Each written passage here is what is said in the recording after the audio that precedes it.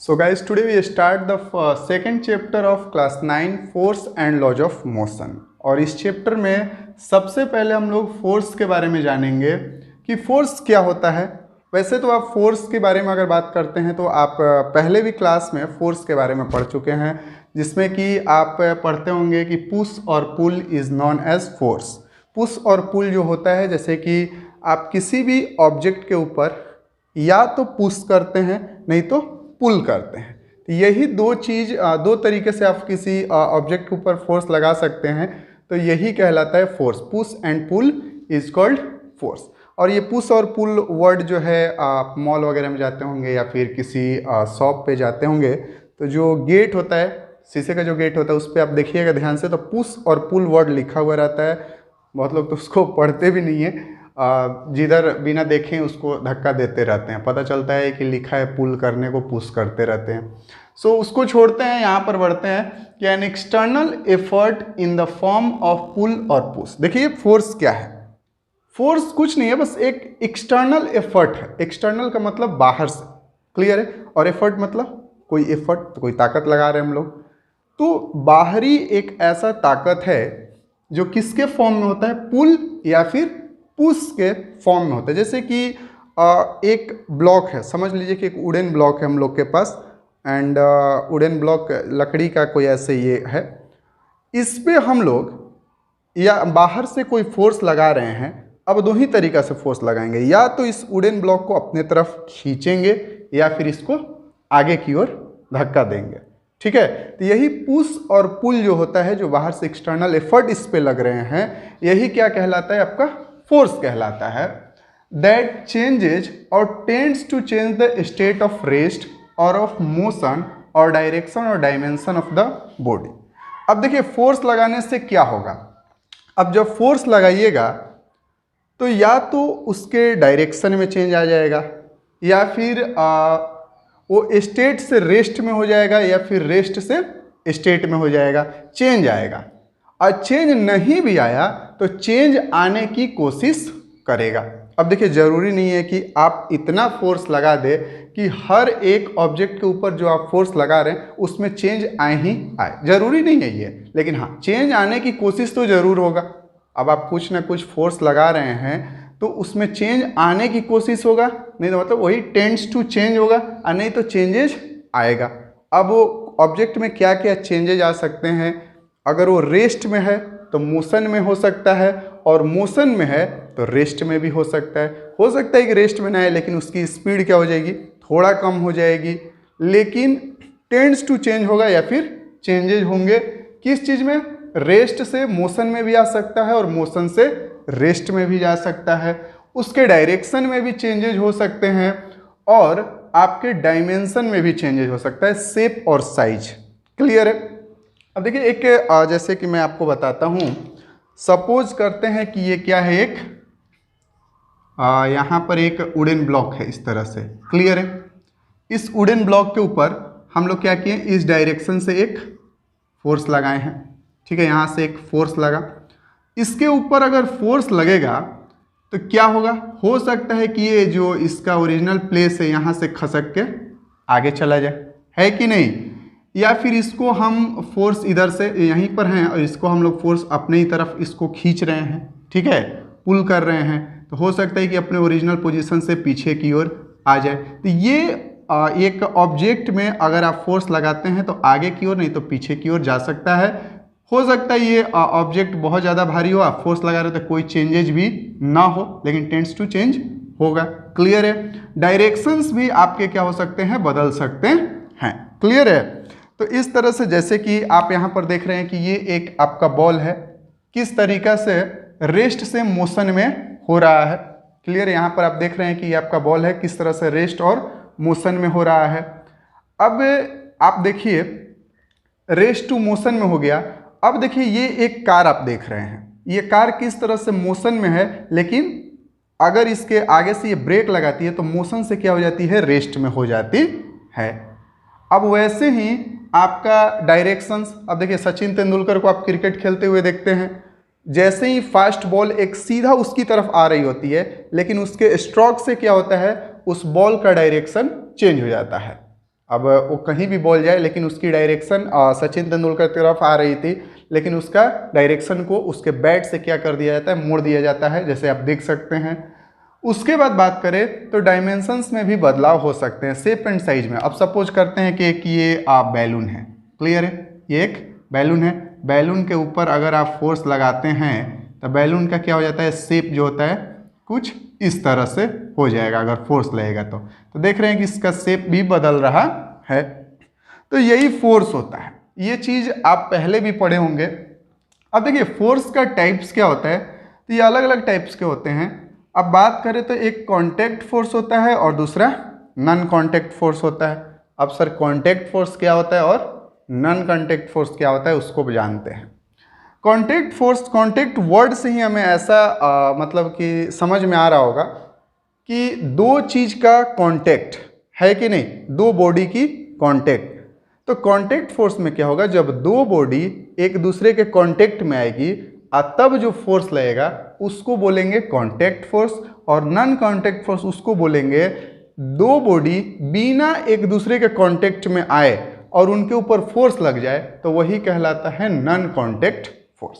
अब contact force की अगर एग्जाम्पल की बात करें तो फ्रिक्शनल फोर्स आप जानते हैं, जैसे कि आप क्रिकेट खेलते हैं, आप क्रिकेट में क्या करते हैं, बॉल को मारते हैं और बॉल जो होता है सरफेस को टच करते हुए जा रही है। सपोज करते हैं कि ये बॉल है जिसको आपने हिट किया, ये क्या होता है सरफेस को टच करते हुए इधर की डायरेक्शन में जा रहा है। आप यहाँ से बैट से मारे, फोर्स इधर से लगा और बॉल इधर की तरफ क्या कर रहा है, मूव कर रहा है। तो ये क्या होता है, कुछ दूर जाने के बाद आपका बॉल देखते हैं रुक जाता है। ऐसा क्यों होता है, क्योंकि बॉल जो होता है ना ये किसके कांटेक्ट में होता है, इसके कांटेक्ट में होता है, सरफेस के कांटेक्ट में होता है। और ये सरफेस क्या करता है, एक अपोजिट डायरेक्शन में इसके ऊपर फोर्स लगाता है जिसको कि हम लोग क्या बोलते हैं, फ्रिक्शनल फोर्स बोलते हैं। और यही फ्रिक्शनल फोर्स इस बॉल को रोकने में मदद करता है। ये फ्रिक्शनल फोर्स बॉल पे तब तक नहीं लगेगा जब तक कि बॉल और सरफेस एक दूसरे के कांटेक्ट में नहीं आ जाते हैं।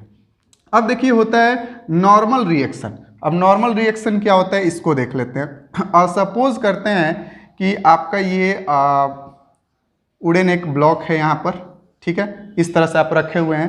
तो इस ब्लॉक का जो वेट होता है ना इस तरह से होता है नीचे की ओर, ठीक है। तो एक इसके ऊपर भी फोर्स लगता है इस तरह से एकदम परपेंडिकुलर, सरफेस से कैसा लगता है, परपेंडिकुलर एक फोर्स लगता है, क्योंकि वुडन ब्लॉक का वेट नीचे की ओर लग रहा है तो एक ऊपर की ओर भी फोर्स लगता है जो कि 90 डिग्री पर एकदम होता है सरफेस से। इसी को बोलते हैं नॉर्मल रिएक्शंस।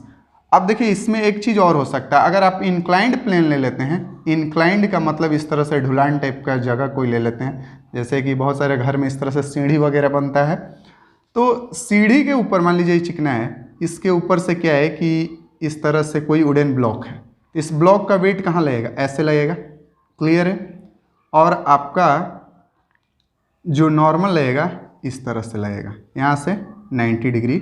तो नॉर्मल हमेशा क्या लगता है, सरफेस से 90 डिग्री पे लगता है। ये नॉर्मल रिएक्शंस हो गए, ये फ्रिक्शनल फोर्स हो गए। तो ये दोनों फोर्स आपके कांटेक्ट में आए, कांटेक्ट फोर्स में आएंगे, ठीक है। ये नॉर्मल रिएक्शंस हो गया, ये फ्रिक्शनल फोर्स। तो फ्रिक्शन फोर्स आप देखें कि किस तरीका से आपका कांटेक्ट फोर्स में आता है, विदाउट कांटेक्ट आए आपका ये फोर्स लगेगा ही नहीं लगेगा। नॉन कांटेक्ट फोर्स की अगर बात करते हैं तो जैसे आप मैग्नेटिक फोर्स देख लीजिए। अब वहाँ पर देखिए मैग्नेटिक में आप देख रहे हैं कि किस तरह से मैग्नेट जो है आपका क्या कर रहा है, एक आयरन नेल को, ये आयरन नेल है सपोज कर लेते हैं इस तरह से, इसको क्या कर रहा है अपनी तरफ अट्रैक्ट कर लेता है कुछ डिस्टेंस से ही। तो आप देख रहे हैं कि एक मैग्नेट को, आयरन को अपनी तरफ अट्रैक्ट करने के लिए उसके कांटेक्ट में आने की कोई ज़रूरत नहीं है। तो ऐसे फोर्स को हम लोग बोलेंगे नॉन कांटेक्ट फोर्स, क्लियर है। तो आप इसमें देखें कि फोर्स क्या होता है, फोर्स के बाद उसके types, contact, non contact force देखा आपने। अब मैं आपको बताता हूँ आपके बुक्स में दिया हुआ है बैलेंस्ड एंड अनबैलेंस्ड फोर्स के बारे में आपको बताते हैं, क्लियर है, ओके। अब देखते हैं कि बैलेंस्ड एंड अनबैलेंस्ड फोर्स क्या होता है और उसके बाद फोर्स का फॉर्मूला वगैरह के बारे में जानेंगे। देखिए बैलेंस्ड फोर्स क्या है कि do not cause any change in motion, they are equal in size and opposite in direction. मतलब क्या है देखते हैं इसका।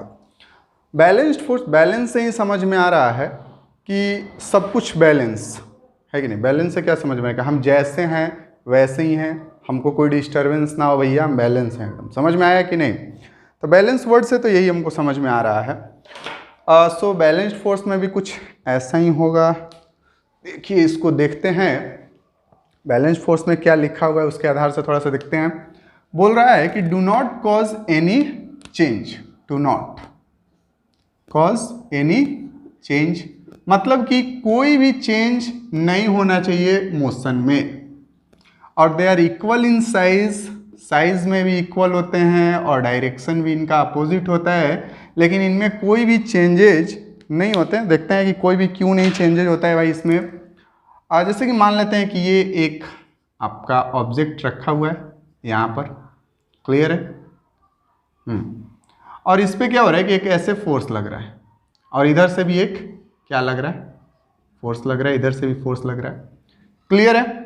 अब इधर से जो फोर्स लग रहा है ना, मान लेते हैं कि 100 न्यूटन का लग रहा है, और इधर से भी जो आपका फोर्स लग रहा है कितना लग रहा है, 100 न्यूटन का, दोनों साइड से फोर्स लग रहा है।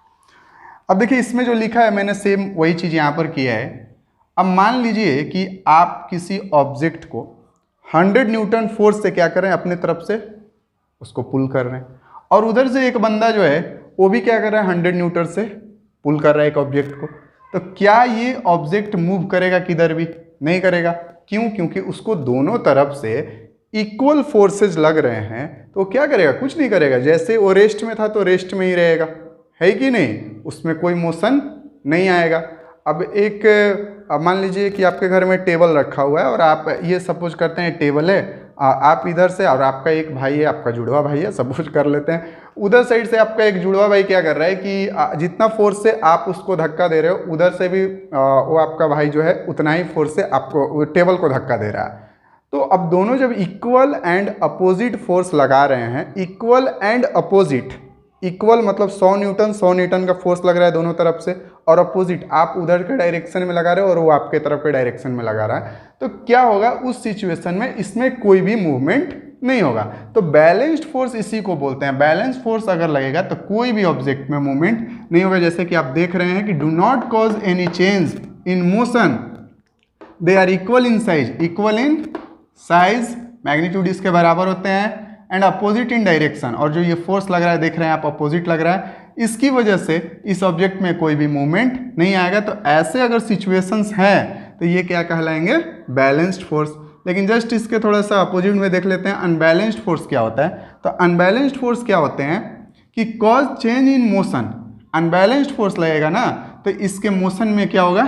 चेंजेज आएंगे, और they are not equal in size and opposite in direction. ये डायरेक्शन तो अपोजिट होते हैं, ठीक है, और इसमें चेंज भी होता है, और ये इक्वल नहीं होते हैं साइज में।